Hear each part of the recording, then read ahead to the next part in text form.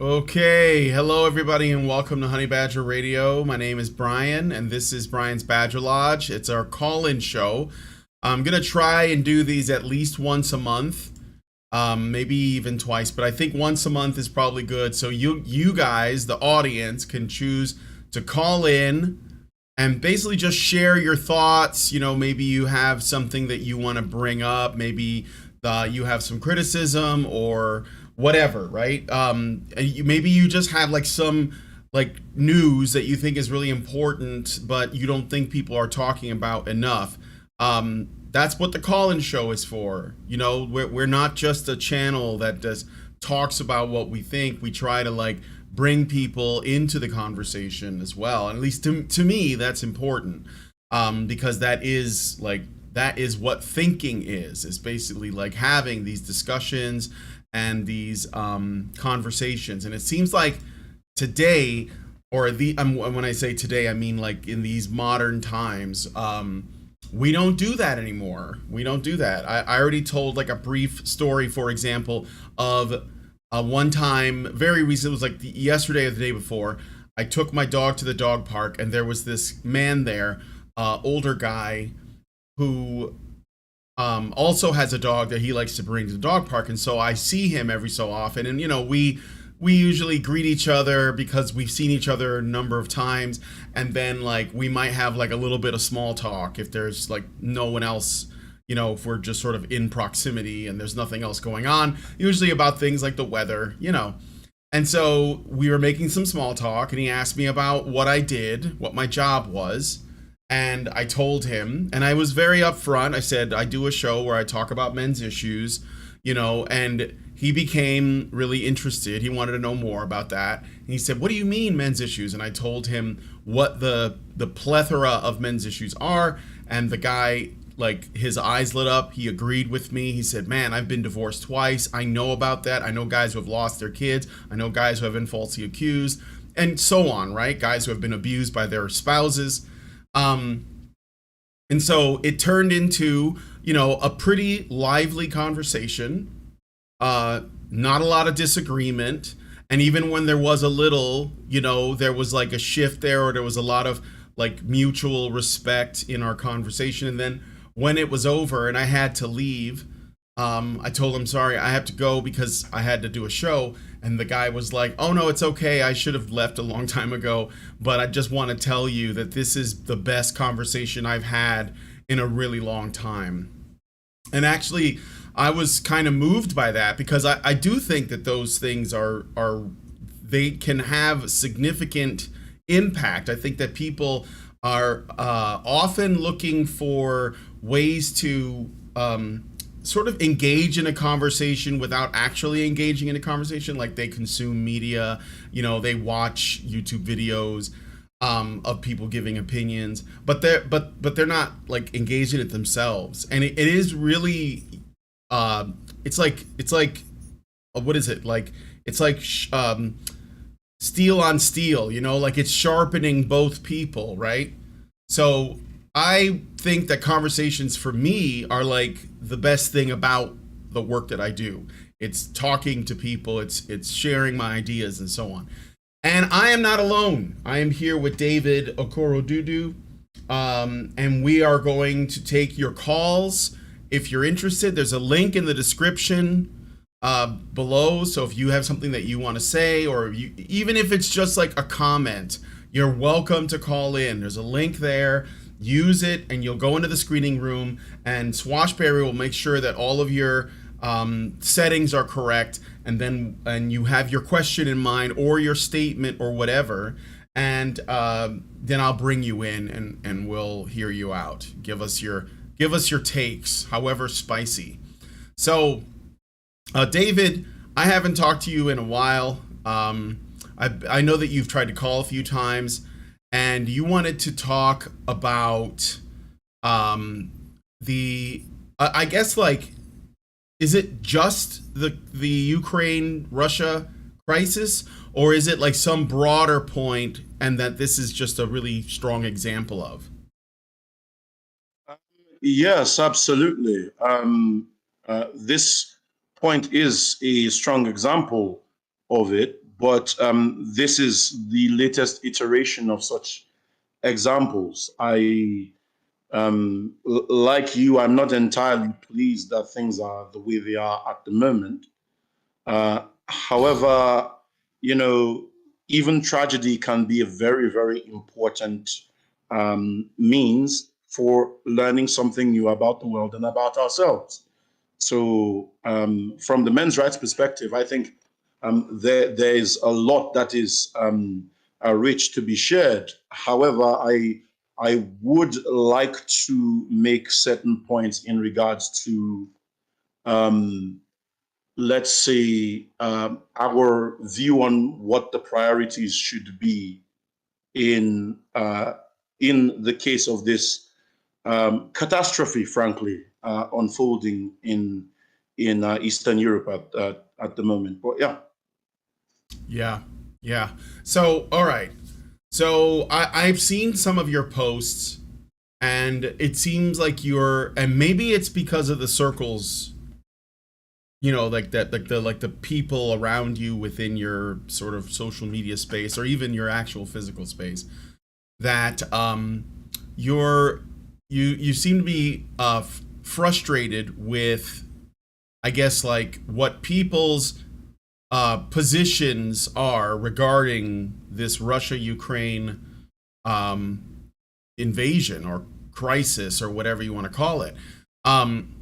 And I guess I want to get a better understanding of what you're seeing and what your position is on it. That's basically what I thought I would ask. Like what because I think you said like there's other men's rights people that are either taking what you think is the wrong stance on this, or they're not taking any stance on it. Does that make sense? Well, not. Sorry, I said I didn't hear you just now. Yeah. It's okay. I was just asking if that makes sense, because I don't want to put words in your mouth, right? I'm just trying to like get a feel for what you like, what you have observed. Certainly. The objections, or at least the contrary opinions to my own on this, or at least the way I view the crisis, have been from people across the political spectrum, and some of them just happen to be men's rights activists. I've gotten the same view from traditionalist conservatives and so on. So this is not limited to the men's rights community, and I'm not against people who take the view that it would be best to be neutral on this issue. I think that would be a tragic mistake, but I'm not against it as a matter of principle. People should be free to make whatever decisions they want to, Mm-hmm. and it should not be left to me with my own opinions and my own ideas to force those ideas on them by force. I don't believe in coercing people. I believe in convincing people, at least to the best of my rhetorical flourish. So I'm not against neutrality in this regard. What I have observed is, frankly, a tragic development, but a development nonetheless that has happened somewhere in the contrarian community. Um, I'm sure you're familiar with the Russia probe, uh, circa 2017 to 2020, I Yeah. believe. Are you talking about the Russian PP tape hoax thing, where they were trying to, or is this something else? Because there in 2017 there was all of this rhetoric about Trump, who was president at the time, working with the Russians to essentially steal the election, and all of these other things that were being spoken about in the media, right? So I guess what I'm wondering is that what you're referring to, or is that a different Russian probe that had a different purpose. I'm referring to that and the hysteria surrounding that. Yes, Yeah, yeah, yeah. that's Okay. what I'm actually referring to. Yes, yes, I do know. I do know about the Russian PP hoax tapes, the Russian collusion story. Yes. What about it? Well, here's the issue with that. It is not necessarily that, and I did hear this from people like Steve Bannon and people like, I keep forgetting her name, Katie McFarland, who worked with the National Security Agency. And they said that, look, there is no reason to make huge hay about influence, peddling and influence actions, okay?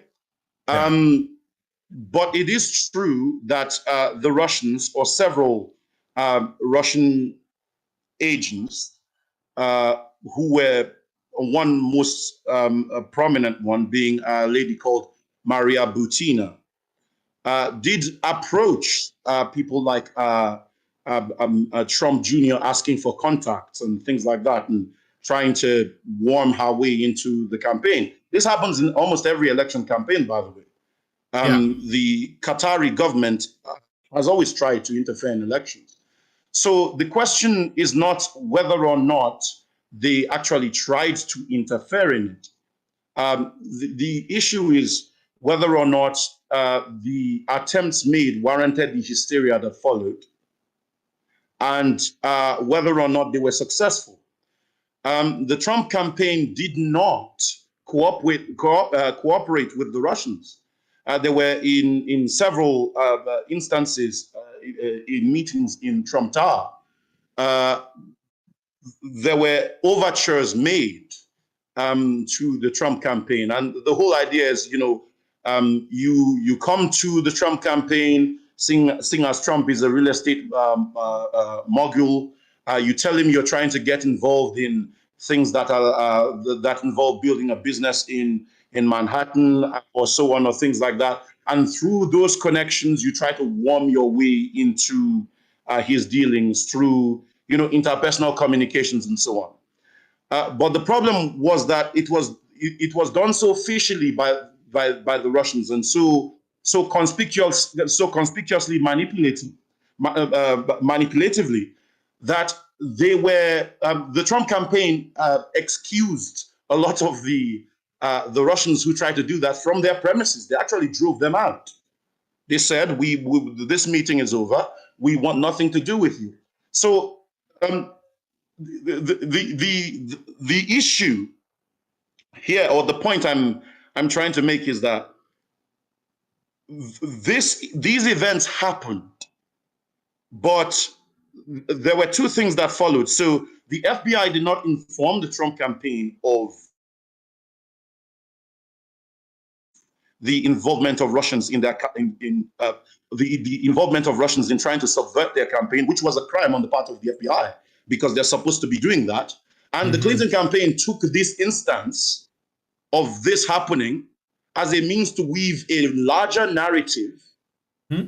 about Russian collusion. Hmm? And the media were very, very happy, of course, to jump on this, because why not? They already hated Trump. They had beef with the man. So it would have been very, very lucrative for them, business-wise, as well as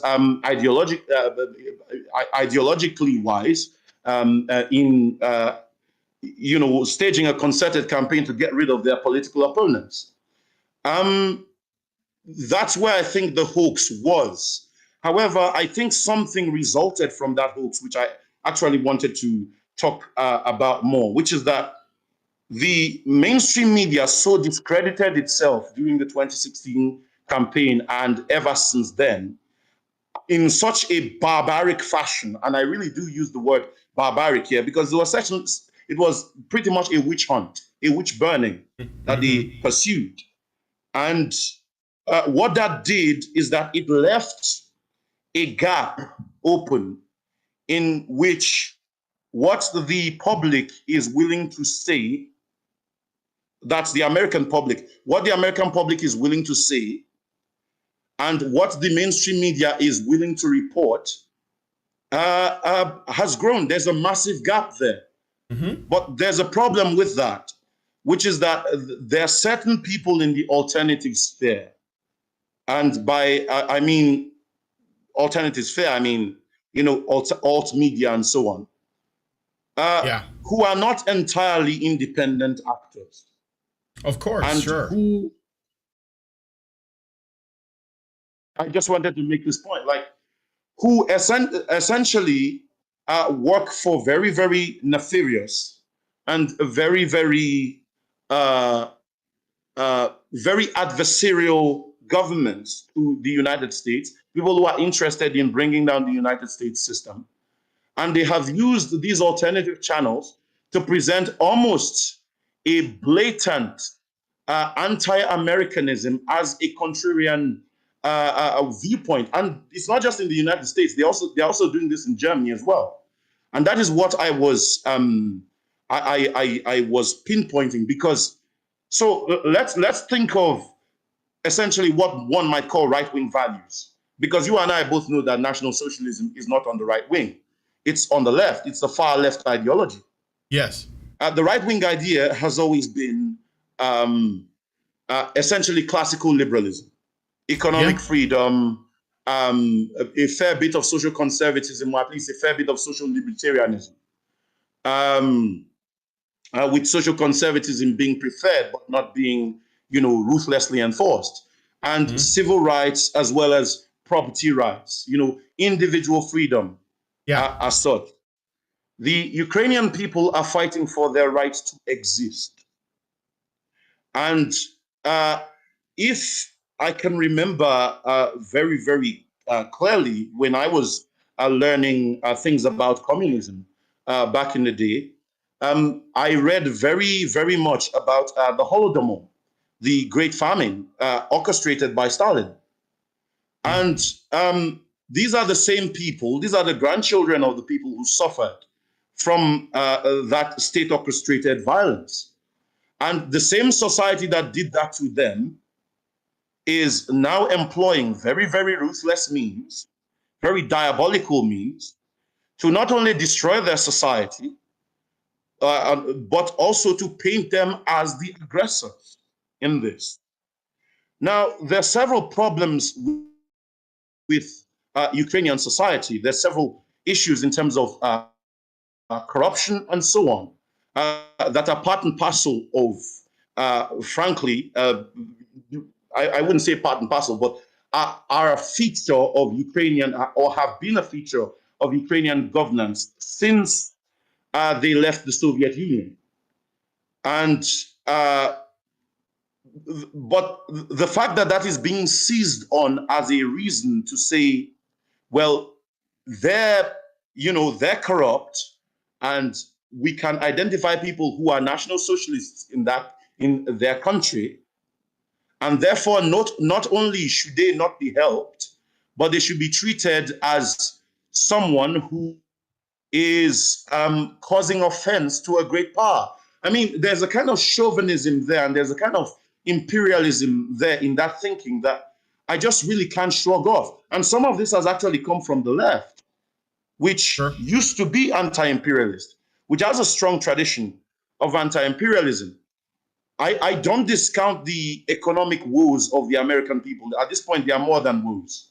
Okay, it's a curse, because the installed president in the United States, and he was installed, by the way, he wasn't elected. The president that was installed in the United States, being Joe Biden, has taken on essentially a very strong anti-American stance. And he is willing to do almost anything to weaken the position of the United States on the global stage. Yeah. I am not suggesting in any way, shape, or form that his economic policies are to be identified with, or his worldview is to be celebrated or even adopted as policy in the United States at all. It would be the destruction of the United States and its people if such policies were to be adopted as a matter of law. But where I sort of deviate is whether or not the United States should put the pedal to the metal now in supporting Ukraine, because it's the difference, I think, between a fire in your kitchen and a house fire in somebody else's kitchen. But there's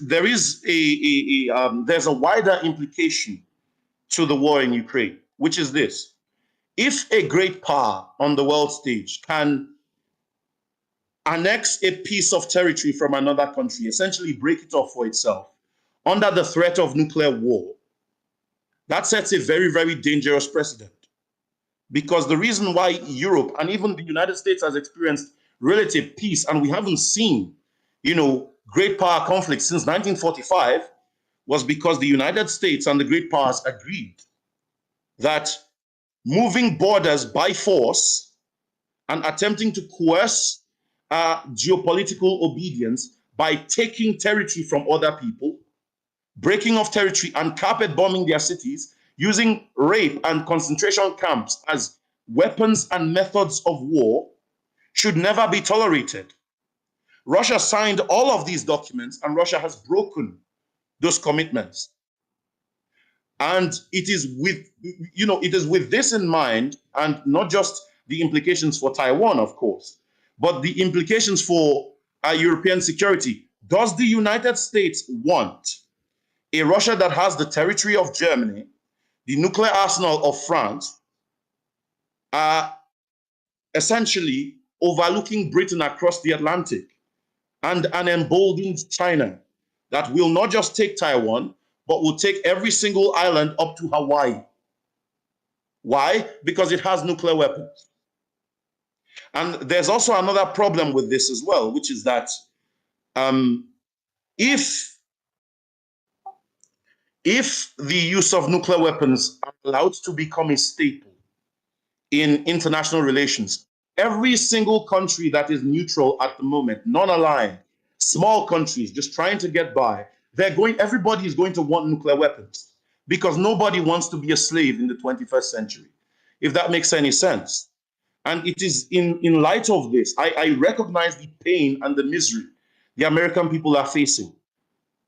However, I really do think that in order for us not to end up in a nuclear war, it is important that the American people support Ukraine. And we can decide how that support should be carried out, of course. But this is a very, very important point.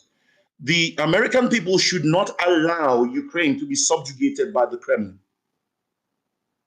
because the precedent and the consequence of that will be extremely bad.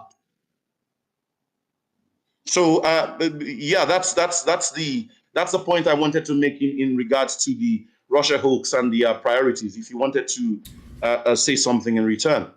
No, I mean, I don't disagree with anything that you said.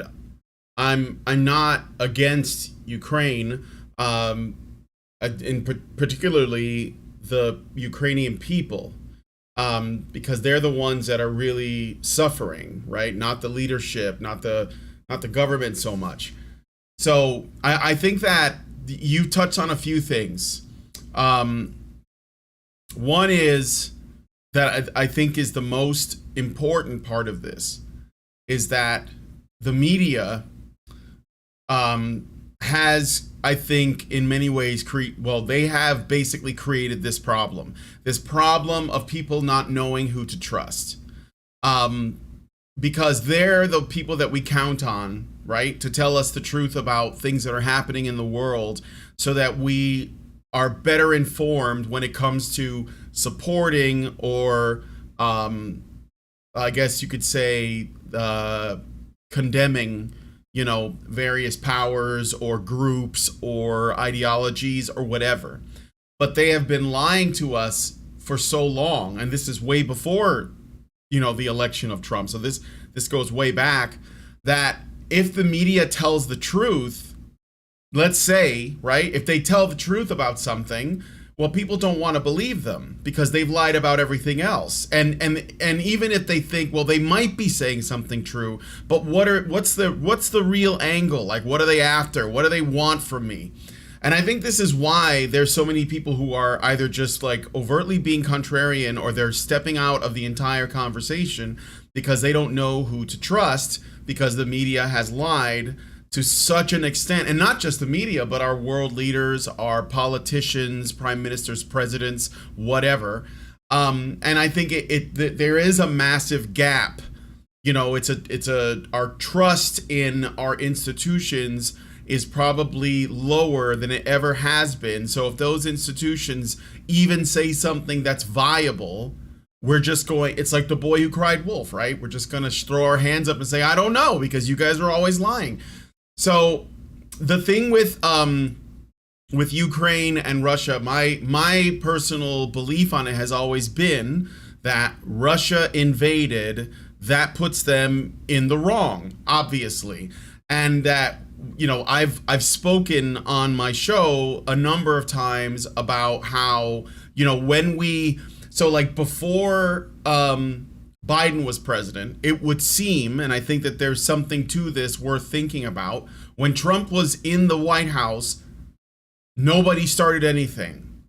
And I'm not saying it's because he's magical or in some way, but I think it is because he is an outsider, you know, or was an outsider figure in the White House. And Putin was like, I mean, Trump said, if you know, essentially, if you fuck with us, you know, I'm gonna, you're gonna be sorry. And he said that about a number of people, right? Kim Jong-un, Xi Jinping, like he's called them all out.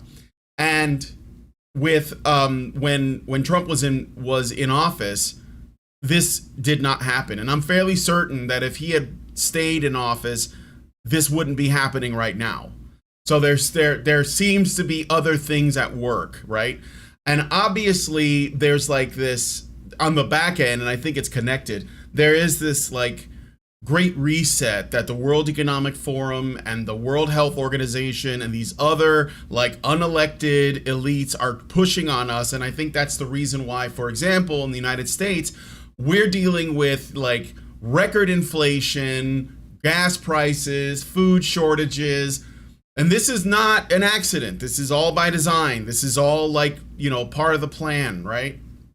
And and again, I side with the Ukrainian people. Hell, in many ways, I side with the Russian people as well, because I don't know that they want to go to war. This is something that their leadership is doing, right? It's like if the United States military is sent in by the president to some like Middle Eastern country to bomb the shit out of them, I don't support that. You know, I want us to like stop getting involved in other people's business, but at the same time, I mean, sometimes you do have to, you know, like protect those that are more vulnerable from, you know, these kinds of, I guess, these totalitarian moves that are going on, right? I'm just saying I don't want to like go into those things without some pretense, right? So, but I have a lot of sympathy for the Ukraine, and I've talked about it. I'm not thrilled with their leadership. I think that there's a lot of corruption there, and I think that in many ways they are adding to the problems that Russia is creating, which is why it's about, I guess, like to the degree that I can, because there isn't much else I can do except, you know, that I hope that this, you know, someone does something, steps in, whatever. But there is also concerns from some people that if we do step in, then, you know, in like a, I guess, a forceful way, that it might make things worse. And so, I don't know if that's also, again, is that part of the plan? Because there's so many moving parts here. So as little as I think it might be worth to say that from a position of sentiment, I don't want like this suffering to go on for the Ukrainian people, and I want this to end. I don't know what that's worth though, because like at the end of the day, like something's got to give. And I don't want things to get worse. I don't want, obviously, no one wants nuclear war. I mean, I even said this, I think, you know, Alice and I were talking about it, and I said, you know, we were talking about the threat of war, and I said, well, war is always a threat. Like it never goes away because we live on Earth. It's an earthly place filled with evil. So we can't like dream of a world and then try to make it a reality that there's never war, because there's always people that they want to control others. So, or they want power and they're willing to destroy people to get there. So, I don't know if this is like at all helpful, but I don't disagree with what you're saying. But I also, I guess I can support Ukraine, but simultaneously say, look, the United States is has like a laundry list of problems, and if the average American is more concerned with the problems like of feeding their family, of their dollar being worth something, of being able to go to work, of having access, to food and energy and things like that. And that because of that, they're not as concerned with what's going on in, Ukraine.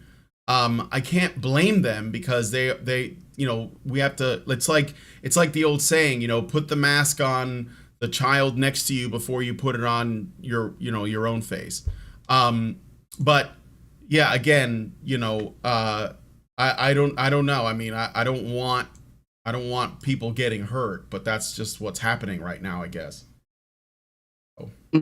Certainly, I just frankly, I wanted to really, really thank you for laying your position out, because I think these are really difficult times, and there is just a lot of leeway for misunderstanding. And if I've said anything in the past that might have given off the impression that I didn't care about the important things of or the difficulties that the American people are facing, that's not true. I'm sure. I'm sure of that. I really apologize for Oh, that. no. You got nothing to apologize for, because we are looking at like the macro and the micro, and these things are not disconnected.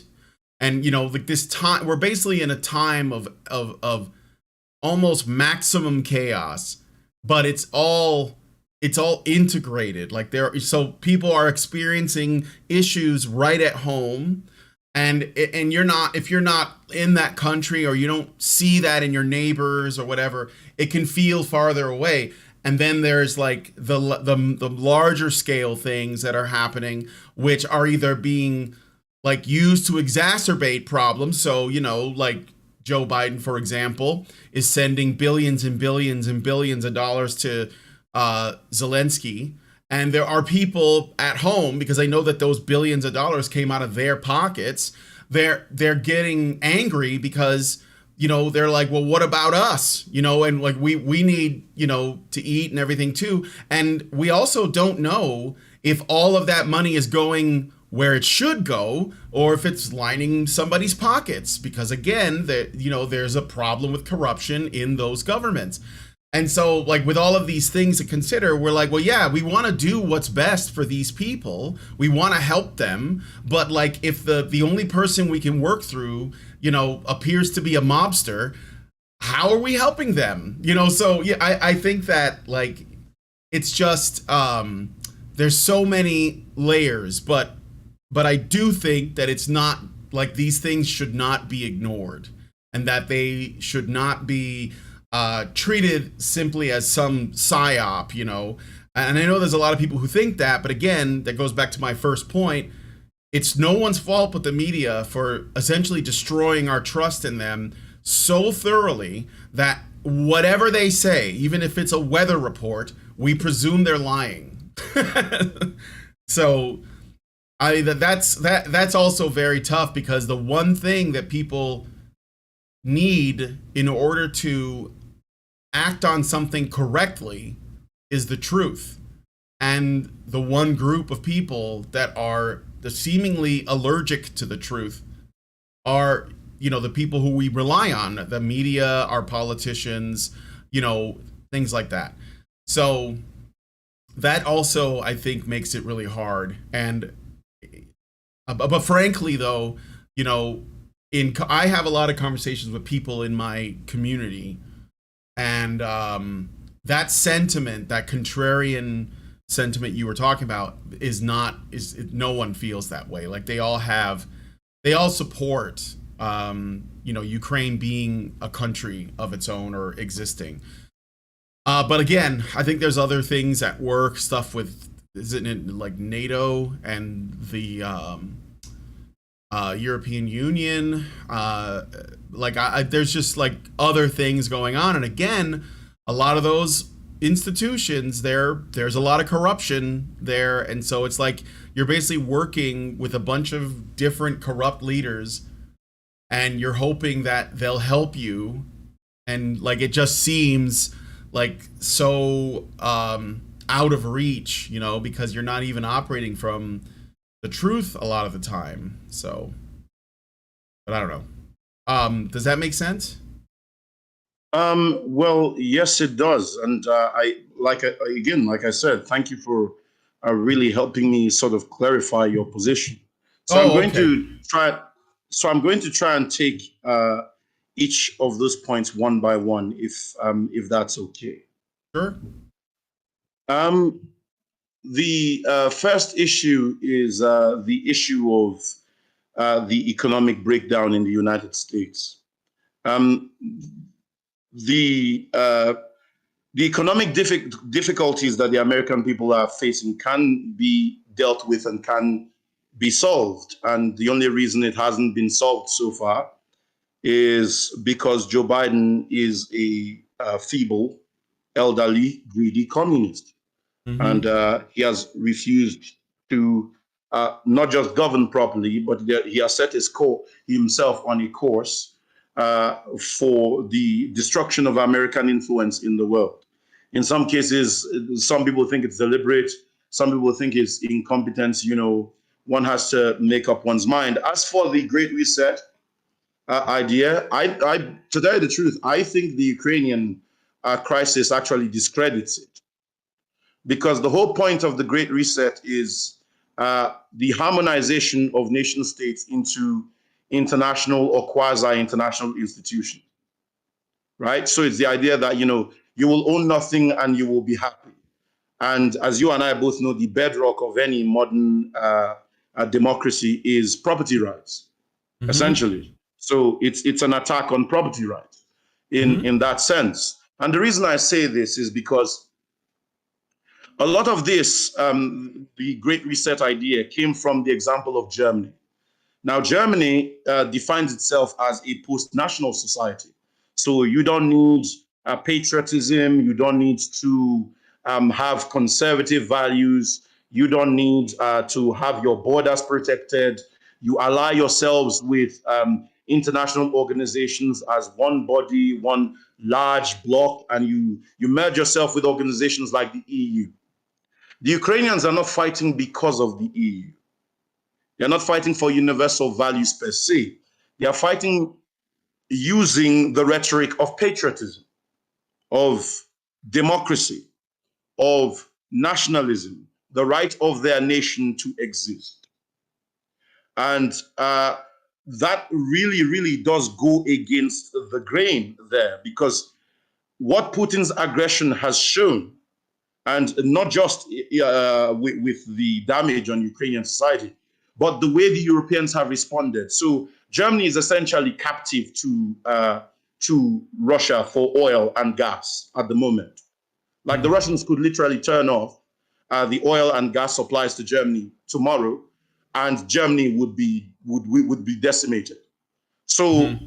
not only is the Great Reset idea discredited, but the idea of climate alarmism,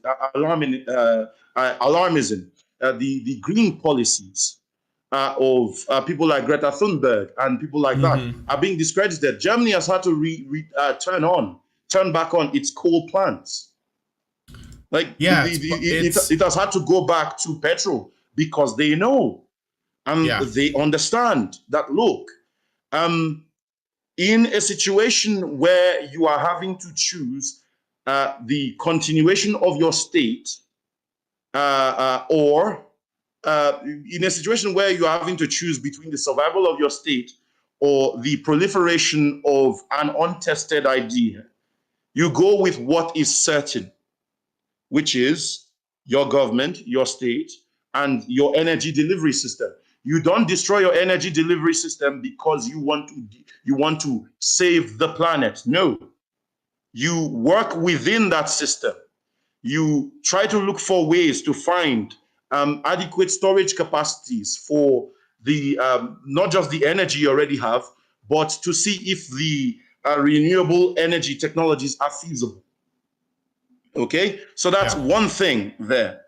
The second thing is the issue of, uh, what I might call American stagnation.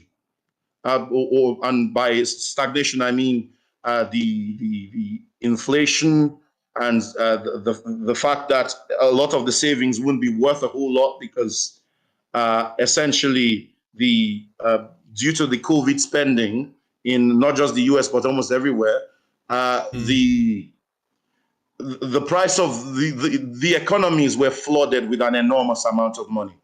Yeah. And if you do that, whilst at the same time, banning fracking and denying leases for new oil wells, then you're going to increase the cost of production, which means you're going to make an already bad situation worse. And you don't want that. The way you deal with inflation is by Increasing increasing production. supply. Yeah, increasing production. Yeah, Right. absolutely. And America has excellent productive capacity, and it could increase production massively. Such actions would be stellar for the American economy. And essentially, how do I put this? The the money spent on Ukraine, unfortunately enough, um, is it's essential national treasure, and it's very little of what the American public has at the moment, and they do have problems at home. I don't think that the problems that they are facing should be blamed per se on Ukraine. I think it should be blamed on Joe Biden, Yeah. because it is Joe Biden's policy, in essence, to not only deny but maintain the levels of inflation. And unfortunately, these inflationary policies and the inflation seen here is going to bite badly until the Republicans get into the House, I think, and the Senate in November, which will be a severe electoral defeat for the Democrats. Democrat Party and the left as a whole. And they deserve it, frankly, because they brought this on themselves. However, as far as the real impact on the American people is concerned, there is no denying the fact that they are suffering. And this must seem atrocious to them that such vital amounts of money is going to Ukraine or a cause in Europe Yeah. before it's going to them. I think Well, what it's that, but it's also that it's because our money is being printed in record numbers, but also it's going not just to Ukraine, but it's going towards other causes, that Americans didn't agree to, and I understand. Like, I think that we can bounce back if we can be allowed the freedom to pursue jobs again, and we get our energy independence back and things like that. I think that we can recover, but I think the morale of Americans is very low because of everything that's happening, that are affecting people on a day-to-day basis. And yet even then, I think the overwhelming majority of Americans still stand with Ukraine, I guess you could say. So, at least as a people. Again, and the thing is too is that like the thing about Putin, in my opinion, is that he's obviously not a globalist, so he's not part of the Great Reset thing. He's a nationalist. And maybe it's only as far as his own ego is concerned, because he sort of like portrays himself as an Iron Man, that's running this country and wants to return it to its former glory.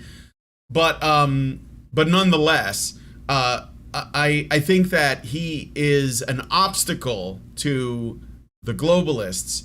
And I think that is it's like there's not just this group of people over here who are bad, and then there's this other people who are trying to protect what they have. Like there's a number I think there's a number of different factions, and they have different agendas, and maybe they will even like be in like the same under the same umbrella as some other group, but they still have their own plans.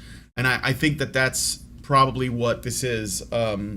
But anyway, not to, I'm not really disagreeing with you. I'm just kind of adding to it. So, well, certainly.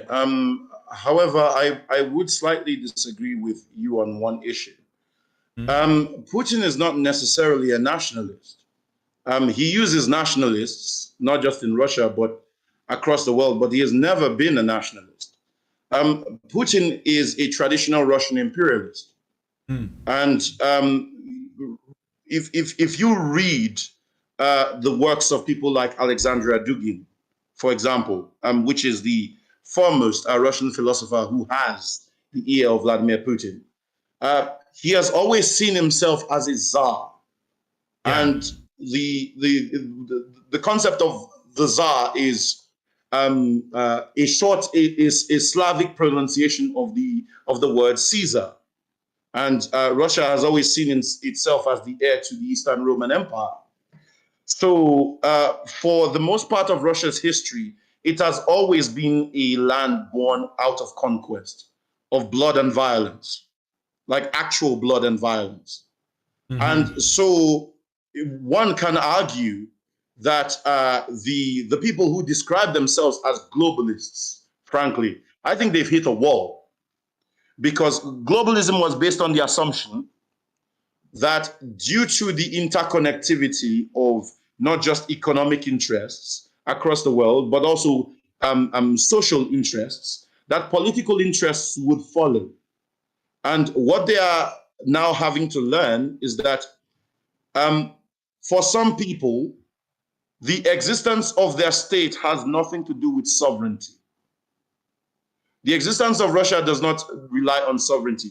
It relies on the expansion of the Russian state. Okay? What Putin wants is a return to the 19th century arrangement of Russia, which is a return to the Russian Empire. Who are his mentors? Who are his idols? A return to the Tsar, basically. Like before, exactly. before the communist revolution came. Yes, absolutely.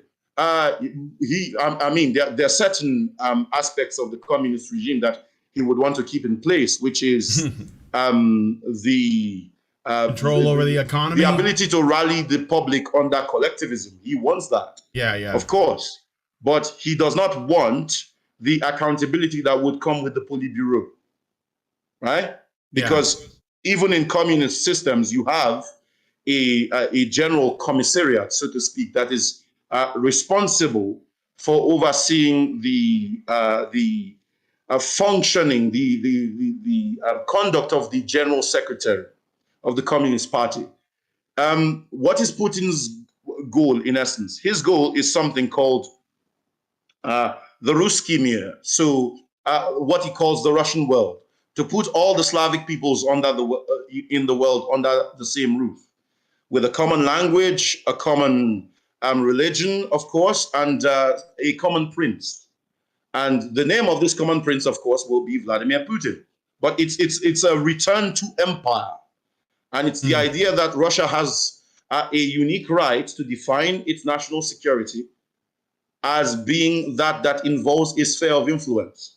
The problem is this: if we go back to the tradition of spheres of influences, a lot of people are going to die. Oh yeah. And why I say that a lot of people are going to die is that a lot of the countries that he desires his sphere of influence in are not just in NATO, but they're independent sovereign territories of their own. And what that is going to essentially necessitate, as a matter of fact, in terms of a return to spheres of influence politics across the world, not just in Russia as a great power, but let's say all that great power said, well, all right, in order to establish stability in the world, we're going to have to return to great power. You would have to return to slavery. Yeah. There is no other way to get that kind of influence without returning to actual serfdom. And that is what the Western Europe has fought for centuries to get away from. Now, one could say they went too far and just shifted towards, globalism and Euro communism in terms of expanding and in terms of expanding the purview of European institutions. But the answer to that is not Russian imperialism, because Russian imperialism would necessitate mass murder across the world.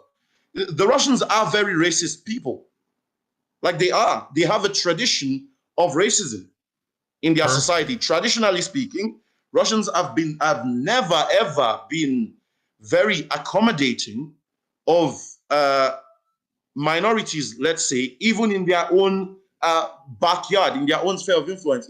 If you want to understand what I mean, go look at the Chechen War, the bombing of Grozny, the way the Chechens were treated, the way the kulaks were treated, the way the Crimean Tatars were treated, the way the original population of Kazakhstan were treated. It follows the same pattern: genocide, then Russification, then depopulation.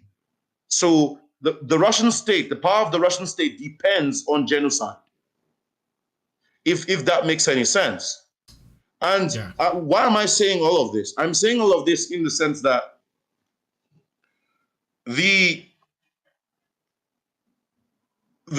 severe nature of the problems that are being faced are not, and the demands that they require are not on the basis of expansion, territorial expansion, or blithe expansion on the part of the West. It's not just because the West wants to wage a proxy war per se. The response of Europe at this point is one of fear. Because, I mean, this has been the greatest conflict Europe has seen since World War II. So there are a lot of governments who are scrambling to find an answer to this. Nobody expected this at all. Like, no one could have foreseen it. Even the intelligence agencies that said that, Putin would invade, a lot of heads of state in the world didn't believe them because, well, they got the Iraq war wrong. They got several things in Afghanistan wrong. So who would have believed them? Nobody. But who could have even imagined that in 2022, a European city would be carpet bombed? That you would have children with Down syndrome being raped with spoons? Like, nobody could have foreseen that. And this is not me saying that the Ukrainians in themselves are saints. No, it is a question of sovereignty. It is a question of the rights of people within their own territorial boundaries to determine how they will be governed. That doesn't make them globalists or part and parcel of a global conspiracy. That makes them, I would say, very much in line with the Jeffersonian vision of nations being able to govern themselves. And I think even the globalists themselves, partly even globalists in Germany, like people like the German Chancellor, Olaf Scholz, and people like Ursula von der Leyen, the president of the European Union, I think they really want Ukraine on some level. I think they would want Ukraine to be defeated. The problem is that the Ukrainian people have not given up. They're still fighting. Yeah. You understand? So the greatest gift to the right wing in the United States is that the Ukrainians have refused to surrender. if that makes any sense. I'm going to give some leeway for you to respond. But I just wanted to make a point about NATO. No, For I example, appreciate it. Go ahead. In 1991, after the fall of the Soviet Union, I think it was Mikhail Gorbachev, who was the last premier of the Soviet Union, asked that NATO should not expand eastward to cover the countries in the Baltics. The commitment of NATO, at least at the time, was that as long as Soviet troops are in Germany, NATO would not expand. After Soviet troops left Germany in the late 2000s, the Eastern European countries themselves went to NATO and said, due to the conduct of the Russians in the Chechen War and how they've treated minorities in their purview for centuries, we cannot be comfortable having such an aggressor, such a thuggish society, such an imperialist on our borders, and intimidating us from time to time. So we would like to be part of a defensive military pact. And that's why NATO troops are in Poland, to defend Poland from the prospect of Russian aggression. NATO bases have been in Poland now for over 20 years. If they wanted to invade Russia, it wouldn't be hard. They wouldn't have to wait. You understand? They don't need the say-so of Putin to do so. And if that was such a serious issue that warranted a harsh response from Russia, Russia had close to over 40 years since the end of the Cold War to nuke the United States. They haven't used nuclear weapons yet. The question is why? Is it because the United States has perhaps the most formidable nuclear arsenal in the world? Is it because they know that if they attacked the United States, that their society will be destroyed as well? So it's not a one-sided threat. It never has been. And in response to Ukraine, I think, Ukraine's membership of NATO,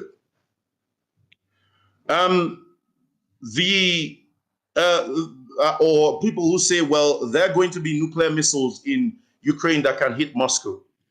Until 2014, there was nobody in the Ukrainian parliament, in Ukrainian civil society, or even in the Ukrainian government that posited, having nuclear weapons and NATO bases in Ukraine that could hit NATO. They didn't have such intentions. In fact, Ukraine, up until 2014, was the most Russia-friendly country via Pew surveys in Eastern Europe. So what happened to cause that? Was it just, American subversion? Not necessarily. And the nuclear accusation of Ukraine wanting to have nuclear weapons from NATO to hit Moscow is not true. In fact, the opposite is true. In 1994, the Ukrainian government signed something called the Budapest Memorandum, in which it gave essentially every single nuclear missile and nuclear-capable delivery systems on its territory to Russia. It gave them back to Russia in exchange for recognizing its territorial boundaries, in exchange for the recognition, the protection of its territorial boundaries via security guarantees. The people who guaranteed Ukrainian security were the United States, the United Kingdom, France, and Russia. Okay? So if there was a nuclear threat from anybody, it was a threat from Russia to Ukraine, not from Ukraine to Russia. And there is also a law in Ukraine that bans the establishment of foreign military bases on Ukrainian soil. The only military base that was leased to be allowed on Ukrainian soil, because the Ukrainians were very conscious of the security concerns of that country, was a Russian Navy base in Sevastopol in Crimea, which they leased to the Russians out of goodwill. In fact, the majority of Ukrainian citizens were against a NATO membership until Russia invaded Ukraine in 2014, until Putin took Crimea and started war in eastern Ukraine and tried to intimidate the Ukrainian people and Ukrainian government. So the actions of Ukraine in defense of itself and its territorial sovereignty and its people are in response to the aggressive policies and the aggressive acts of the Putin government and of the Russian government against the Ukrainian people. And if we say, well, what about the Russian people themselves? Do they really support this? The position of the Russian people has always been that the fall of the Soviet Union, or at least the position of the large majority of Russian society, who themselves are geriatric, of course, because Russia has a birth rate issue. Like every other Western countries, it is in decline in terms of birth rate. Their position was that Putin should do everything humanly possible to restore their lost glory. And that's where we can start talking about the men's rights aspect of things, because Russia is a status-driven society. And in any status-driven society where you can either be a wealthy person or you can either be nothing, it is usually because the mothers of that society prioritize strength. They value strength. They place strength above all else. Think of Chicago. If Chicago were a nation the size of a continent, that's Russia. You understand? So and I would also like to ask that I would also like to add that the prevalence of corruption in Ukraine had a lot to do with the oligarchic structure left behind after the fall of the Soviet Union. In spite of this corruption, Ukraine had an open public square. It had a parliament that worked. It had civil society organizations that worked. It has robust anti-corruption institutions that are designed to sniff out corruption. It was one of the reasons why Trump was in contact with Zelensky. And Zelensky didn't sell Trump out and say that, Trump pressured him to investigate Joe Biden because of, because of corruption. He didn't balk on that. He didn't say that, Trump exerted influence with military aid to Ukraine. No, he didn't do that. He said that Trump's concerns were legitimate concerns and that there should be accountability for how the money is spent. I'm not saying Zelensky is a saint as a leader, but the idea essentially that the money being sent to Ukraine does not have any oversight and is simply in the hands of corrupt thieves is not borne out by facts. The facts on the ground are that at the moment, President Zelensky can't be seen on the street without robust security details. And the reason for that is because, well, his country is being bombed. Okay? So preserving their lives comes before stealing. It always comes before stealing. There have been several public officials who've tried to who've tried to run away with the state treasury. They are in jail now in Ukraine. And the Ukrainian people are saying loud and clear that we have not put all this effort into trying to get closer to the West to simply revert to this Soviet-style corruption. The corruption, which, by the way, was entrenched because of the president that Putin backed to lead Ukraine pre-2014. You understand? So there are a lot of misconceptions about this country and about its people and about how their society works that makes it very, very easy to paint them or paint the whole society with a broad brush. Because when one paints them that way, and of course the Kremlin would be very happy to amplify those views, particularly if it's a country that, it wants to invade and steal stuff from it and bring back under its own sphere of influence. Of course, it's going to say, yes, indeed, Ukraine is corrupt, while Ukraine has Nazis within it, whilst forgetting that Russia is perhaps the most corrupt society in the world. Vladimir Putin is perhaps the most corrupt head of state in the world. Do you understand? Like, the only wealthy province in Russia today is Moscow. The other provinces have people living in them that don't even have washing machines or toilets in their houses. That's how bad things are. Right? And when it comes to, like I said, the influence of Nazis, well, you don't have to look past people like Dugin. You don't have to look past people like Patrushev. You don't have to look past Russian imperial ideology. It's essentially racial socialism, national socialism, if you want to go there. So, look, I'm not making an excuse for billions of dollars being spent in Ukraine. Of course, the nature of the crisis, so to speak, is such that there are grave consequences if Ukraine falls, and this is happening at the same time as the leaders of the United States are running the American economy into the ground in the name of green fantasies, frankly, that are already being discredited via the war in Ukraine. You understand? So I really, really think that the suffering of the American people, though catastrophic at the moment, is not because of Ukraine, and whatever aid that they give to the Ukrainian people is very much appreciated by those people. It is the thing keeping those people from dying and keeping them alive. What needs to be done about the economy in the United States? I think it's very simple. Joe Biden must be impeached. He must leave office, because the survival of the American people depend on their ability to have competent people running their society and their economy. So with this, I know I perhaps have sound excessively passionate and may not have played my case impeccably well, but I really do think that we need to be very, very careful where we get not just our information from, but the inferences we make.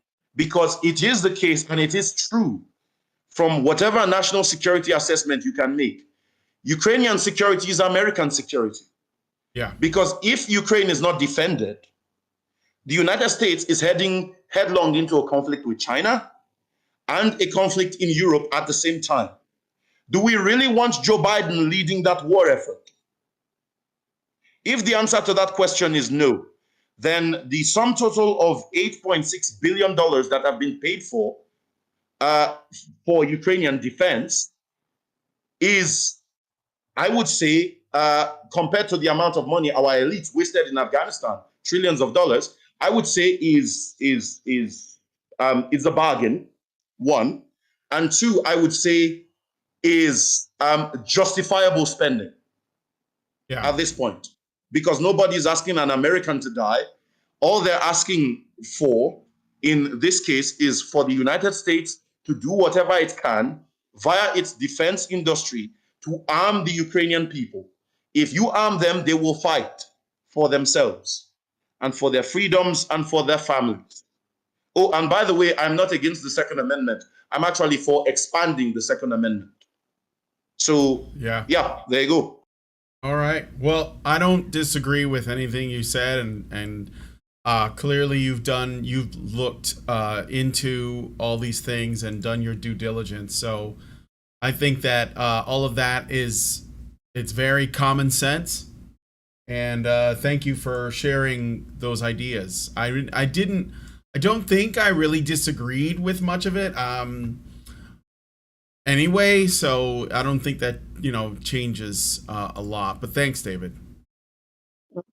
Well, certainly. But look, and again, this is not me discounting America's economic suffering. Yeah. Okay, the issue is whether or not we want a wildfire in Europe, because it is like, dude, what happens when and since this war started, you can see that the United States has been playing with kid gloves. Every day that this war goes on, Putin threatens the West and he threatens the United States with nuclear holocaust. What happens when the Russians fire a shell into one of the nuclear power plants in Ukraine? Chernobyl is in Ukraine. Mm. What happens if the Russians decide to conduct nuclear terrorism in Ukraine? The nuclear fallout, of course, I mean, the United States wouldn't be exempt from the nuclear fallout. Is that really a situation we want? Right. No, of course So not. again, like I'm not discounting the suffering of the American people. I'm just saying, like, this is a ginormous problem. Yeah. Like a massive problem. And we can talk about why this never happened when Trump was in office. The reason is simple. Trump, well, there are two things Trump did. I think it was in 2018. Vladimir Putin was trying to capture a gas depot, a gas plant in Syria to expand his economic hold over that country and his economic hold over over the Middle East and the Asian continent, whilst at the same time he was flooding the Middle East at that time with a lot of mercenaries to destabilize the region and to prop up a lot of dictators and just carry out an enormous amount of just slaughter and harm to the people of those societies. What did Trump do when he was in office? Trump said to James Mattis, he said, the Russian threat to the Middle East must be eliminated. Hunt down and destroy every single one of these mercenaries in the Middle East. And what did Trump do? Well, Trump put together a group of special forces, American special forces, and Kurdish fighters, and they began a ruthless campaign of slaughtering Russian military officers in the Middle East. They killed over 300 of them. Did Russia threaten to use nukes against Trump? No. Putin didn't talk about it. So we know from this that when Putin is met by someone who has strength, who doesn't play that shit, so to speak, Putin backs down. And I can give you another example as well with Turkey. In that same year, a Russian nuclear bomber violated Turkish airspace for up to almost a minute or so. What did the Turks do? The Turks shot down the nuclear-capable bomber and killed 2 Russian pilots. And in response to Russia's provocations there, did what did Putin do in response to those actions? Putin promised to punish the tomato industry of Turkey, and he didn't even do that. So it was just empty threats, like literal empty threats.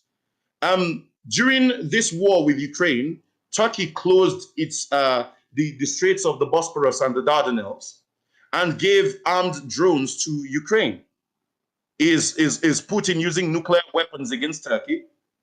He threatened only once to harm the British, and after I saw that the British were not deterred by his threats, that the British did not cower in fear because of his threats, what did he do?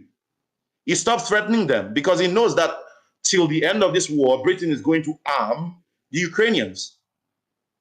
And so what does this mean? What do all of these things point to? Not only in 2018 with Putin and with Trump as well, and not only in 2017 or thereabout with the Turks, and even today, right now, as this war is going on, some leaders across the world have the masculine courage to face and to measure risk and act appropriately within those risky situations. Not to be afraid and to be cowered by Putin. Not to be afraid to resist this kind of imperialist aggression. What is the reaction of Putin to those leaders? Nothing. He doesn't even mention their names because he's scared of them.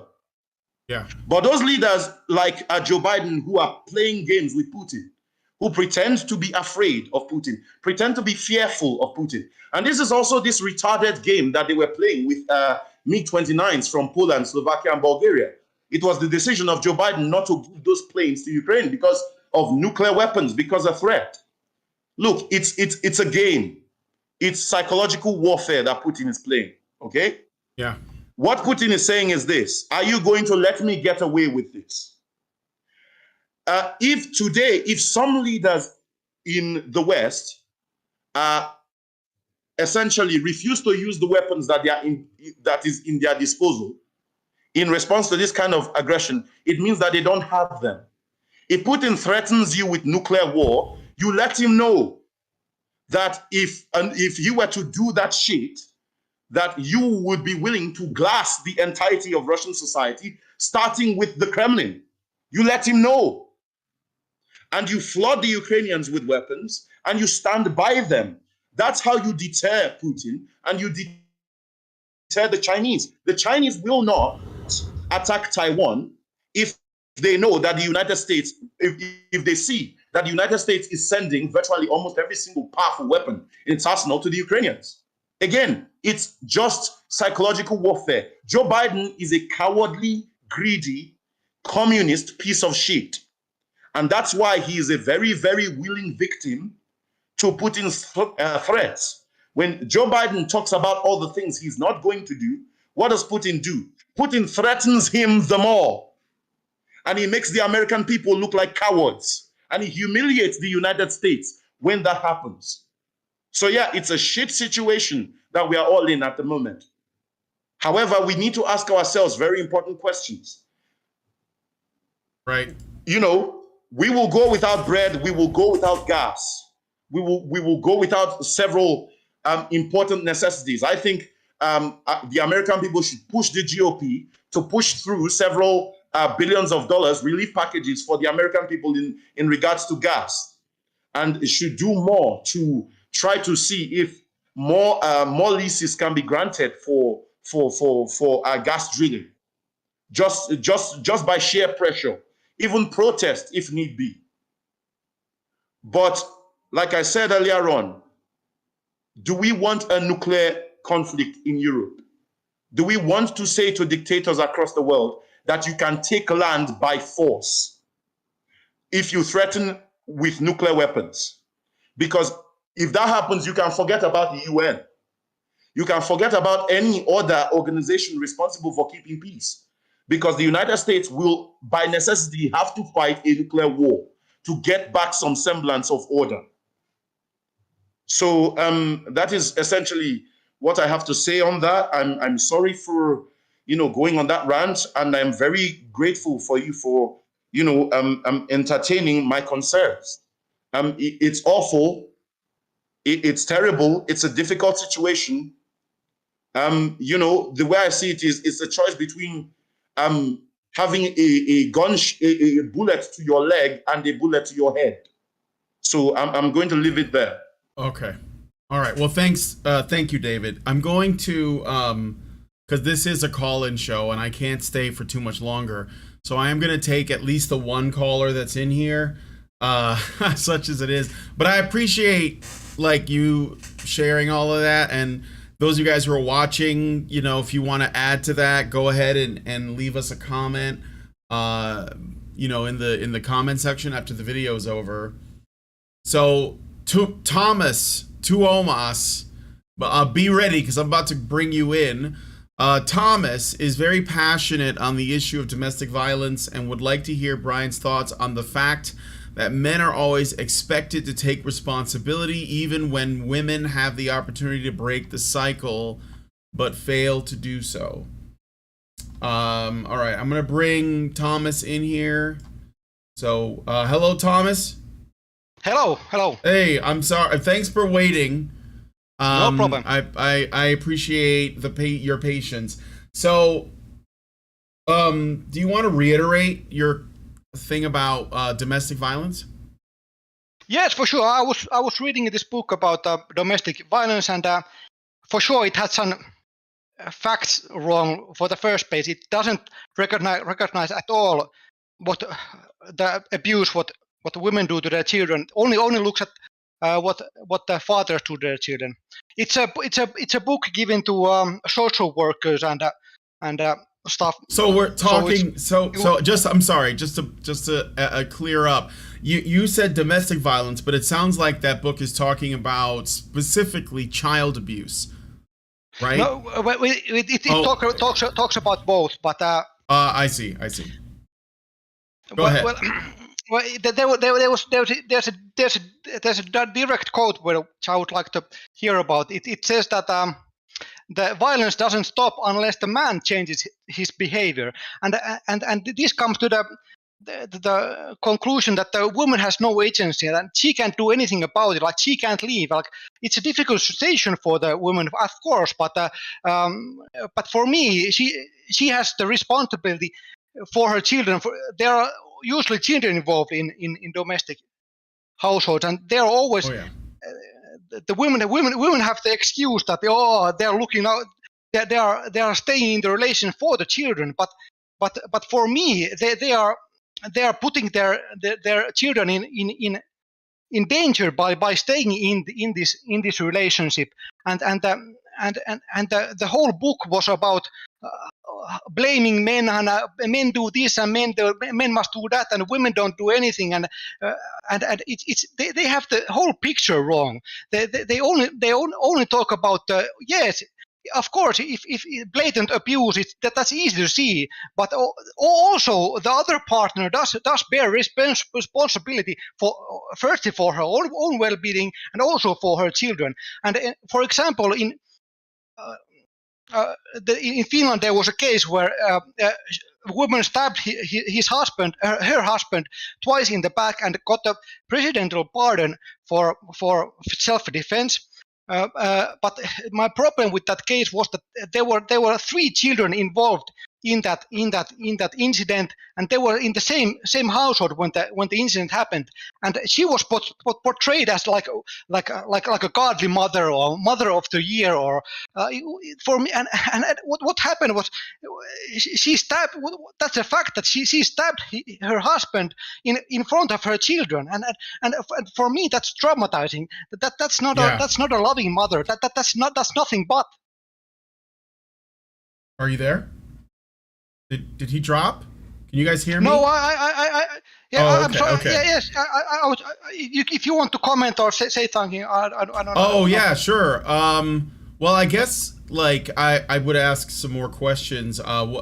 This book that you were reading, is this like an American publication? No, it's a Finnish book. It's made by a mental health organization, but it's given to like social workers. Social workers, Yes, it's meant to educate people about domestic abuse. And when I read about this, I was reading about this book, and I was like, they must have it, but they have it all wrong. They have the whole.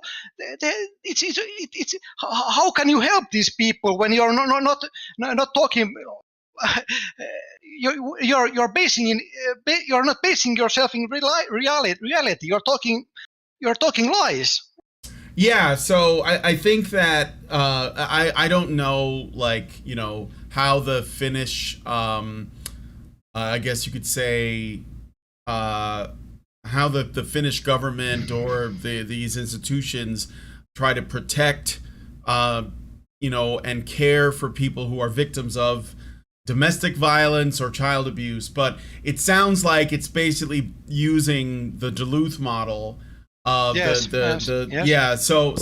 the power and control wheel, and the truth is that this is not uncommon. This is all over the Western world, and hell, it might be in its own way all over the entire world, because we generally view men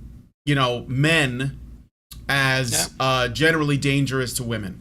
And even if they marry them and start a family with them, we just have this, weird mindset. And feminism uses that to essentially create a domestic violence industry, because what they're doing doesn't actually prevent domestic violence or child abuse. It actually encourages it, because the man is going to be the only person who gets punished, because that's what the Duluth model, the wheel of power and control, which basically says, because men are men, they're part of the patriarchy, which means that they have like this historical power over women, which means women can never be like instigators of violence. And when they're instigators of violence on men, it's often considered a kind of preemptive self-defense, or she's the product of his abuse or whatever, but it's always excused or minimized in some way. And when women are violent towards children, very similar excuses are made, that, oh well, she's doing this by herself, or her man isn't supporting her enough, she doesn't get enough resources, and it's all the same narrative. And what that does in turn is those children, especially in the case of children, they're going to grow up to abuse their children and their partners, because they start to see being beaten as an expression of love from their mothers. Yeah. And mothers are far more likely. It's promoted, and it's promoted, and it's accepted by society. For me, it's like, how can, as a society, you can look at these women and say, yeah, you are great and you are okay. No, you're not okay. You are as dangerous as the man. You just do it in different types, and you must know that even the mothers do as much as violence towards their children as men do, and women never want to talk about their evil side. They always want to portray women as this like saint and holy mother, and it's just not the case, and they have a real problem with that. And Yep. for me, like, it's easy as a man to see the dark side in me, that I can become evil. I have the. Well, yeah, I can become violent if needed. Yeah, you're mortal. Women don't. Yeah, you're mortal, and you have a dark side in you, and I think that everybody watching knows that about themselves, especially if they're men, because we're constantly reminded of it. But with women, it is often completely ignored, or it's excused, or there's some explanation given. And female evil, it's obviously real, and we've seen many examples, but it simply isn't acknowledged. And I think ultimately, and this is going to sound really cynical, but this is because the people who are supposed to be, the ones talking about these things and trying to heal these wounds, they actually encourage this, because if more people are abused, then they have their industry grows. So they get to help more people. The irony of this thing, like you said, they create more violence. The irony of the headline of the book was "Break the Cycle," and they are doing nothing but. They are doing nothing but. That's not the way to. That's not the way to break the wheel. Mm-hmm. Her children will grow up, become violent, and if nothing is done about this issue, and they have gotten this, the cycle continues, and it really saddens me that they don't want to accept this. Is this I'm just curious, is this a big problem in Finland? Is that where you are? Yes. Well, we do have lots of feminist lobbies that Finland is like a wife-beating country, but wait. Do feminists say that Finland is a wife-beating country? Yeah. That the man is alcoholic and abuses that woman is just in the kitchen. That. Yeah. They're communists. Kick them out. Yeah, yeah, exactly. So they're essentially doing the same tactics that they brought over here, and So the Finnish now, your country is pretty is it pretty homogenous, like in terms of the people, like the demographics? Yes, we are the most homogeneous European country. Oh yeah. The Southerners fuck together. That's we just fucked with them with ourselves. Yeah. So There's a genetic map you can look at. We are like way different from other Europeans. Yeah. So then so this is why they're using the grievance of the beaten female as their battle standard, right? Because like in countries where there's like a mix of different races, ethnicities, or the history is a little complicated and messy, they'll often use that but they'll always use women. But in countries where they can't use that, then they'll just drill down on the females as victims of men narrative, and the purpose of it is just to tear you guys apart. So this is why I agree with David. Like they're just commies, kick them out. But just to like expand on it a bit more, you're not going, unfortunately, unless you go into the industry or into the field of this kind of like a domestic violence and child abuse.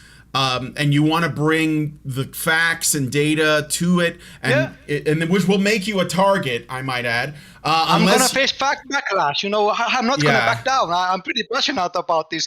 Yeah, well, you should be. I would be amazed at what kind of tricks and what kind of how do they explain themselves? Because for me, it's unacceptable that this woman gets a presidential pardon. That's a culture in this. That's a culture in this country, and I've gone on enough about it, but.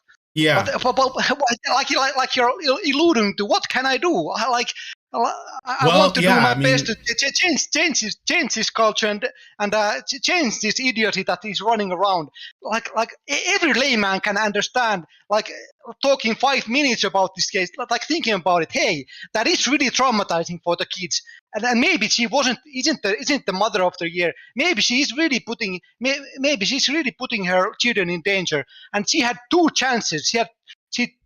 Two times she went to the women's shelter, and she came back, and she always came back. And it comes to the question of how many times. If she comes 10,000 times, just keeps on coming back. Never changes. Sometimes you have to say, hey, stop. This is enough. You cannot do this anymore. You're harming your child, but it never stops. Yeah. You know what might? I don't know. Like, your English is pretty good. Do the Finnish people speak English? Like, is that something they learn? I know they have their own language, but do they speak English in general, or do you think that, like, what I was going to suggest is that you could try to spread the word, because that's how it always has to start, by creating either doing translations of American and Canadian videos that discuss domestic violence from like a non-feminist perspective. So if you can like maybe get Karen's videos and you can either translate them and add subtitles so that people can watch it in your language, and you might be able to raise awareness about it, or you could create your own content and try to reach people in your area and tell them about this stuff and sort of debunk these myths, because they're honestly like the only reason why these lies hold up is because the average person is inclined to believe it unquestioningly. If you tell the average person, men, they have historically done terrible things to women, the average person will say, yeah, that makes sense. But it's obviously not true, but they're usually pretty willing to listen to that. Like I said, there was that guy I met in the dog park, and I said to him, we were talking about men and women, and then he said, like at one point, because I think he felt like he had to, something along the lines of, well, men have always been, the money makers, and they've always had power. And I said, do they though? Because who do they do that for? Do they do it for themselves, or do they do it for women? And that just made him go, wait a minute, you're right? And I was like, men only have what they have because they've been operating in service to women. And so I said, who has more power, the person who makes a bunch of money or the person who spends a bunch of money? So, you know, and it got him, he basically realized that I was right. And he said that he hadn't really thought of it that way. And I understood why, because again, we are fighting against a ubiquitous narrative about men and women that is a lie. And most people have a hard time facing that reality. So,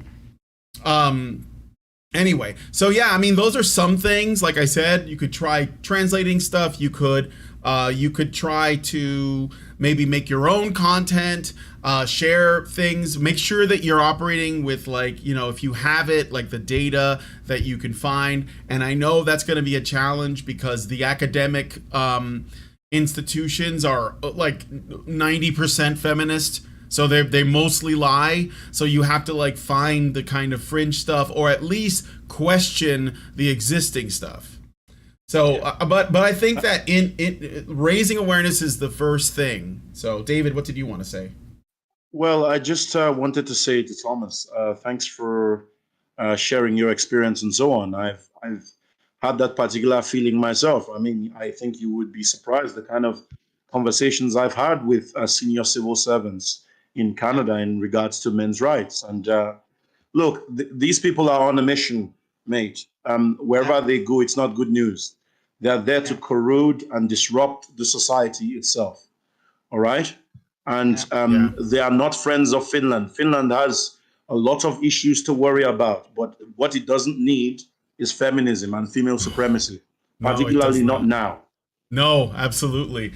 And so what I would suggest is first things first, don't pick your head up over the parapet in such a way that you would draw too much attention to yourself. Do you understand? Because in order to do anything important, you have to be discreet. Okay? To be effective, you need some degree of anonymity. So work within, I would say not necessarily within their own system, but, you know, pay lip service to them, just lip service. You don't have to believe anything they say, just lip service. And the next thing you need to do is find like-minded people like yourself and, you know, share your content, spread awareness about these things, but be discreet, be careful. And above all, don't be afraid. Yeah, that's true. Yeah. You understand? I really mean this. I mean, you're from Finland, so you know what courage means. Like, do not fear these people at all. That's what they try to indulge. They try to how do you say? They try to put try to make me afraid, you know, and they try to like stall me. They try to stop me, but it's up to me to confront that fear and go forward. And you know, I have to be honest that I was just going to say shame and intimidation are their primary weapons. So, you will have to face that. Remember what they did to Erin Pitsey when she opened the first women's shelter, and she realized through doing diligent work and trying to get to an honest answer that women were, as in most cases, as violent or more violent than their partners. Right? I remember it was 60% of the women that were in the women's shelter that she interviewed also were abusive. Yes, and when she thought, well, now I think I have the answer to the domestic violence problem, or at least a very important component. It was the cycle of women beating children. You know, it's not just men, right? And of course, for her troubles, she was driven out of the country and her dog was killed. I mean, they absolutely went insane because they know that's true, and so they can't operate under that truth because it undermines all that they are building. Which it's sort of like a doctor who wants to be able to give you prescription medicine for the rest of your life, like a corrupt doctor, right? And so he doesn't want to cure you, even though you probably could be. He wants you to be dependent on him so that he can keep making money. And so like that's that, or attaining power, which I think is actually more of what groups like these feminists want. I think power to them is more important than money. But yeah, so I hope that helps. Do you have any final words? Thank you. No, thank you for the encouragement. It was really, really, really nice to speak into. I just, they always say that, oh, what can she do? She can do a lot of things. It's an open world out there. There's options. You don't have to stay in abusive households. And for me, this is like it's a life mission in a sense to fight back against this kind of lies, because it goes back to my own history of, because in a way that's my own mother who's I witnessed this kind of behavior in my family. So it really in order for me to get healthy, I needed to see the truth and see beyond the lies, because I was under this kind of manipulation that my mother said to me, "What can I do?" She wasn't looking after for my well-being, that's for sure. And and for me that people, it's so easy to. For in my case, to look for people to see that, hey, nobody wants to hurt their children. Nobody to look at the children involved, because that they are the future. They are the 8-year-old. They have their life in front of them. They can create. They can be any. They have a life in front of them, but But like you said, the side they are just. They're just continuing the cycle, and I guess I coming to this end of the rant that it is really up to me to also to be a part of the change. And if there's any Finnish people listening, I'm happy to relate or absolutely or locate about these issues. Yeah. So what I would suggest is put a comment in after the stream is over and you're able to comment on the stream, and if there are any people who are in from Finland, I'm in the Discord server. You can you can do it in the Discord server. There you go. Reach out to him, and I'm actually quite excited because I want to hear from. This is why I'm always having David on, because I want to hear from people or from men who are not in, necessarily like the United States, Canada, the UK. I mean, we hear from those places and it's great, but I want to hear from people from other parts of the world, because I know that this is a global problem in many ways. Yeah.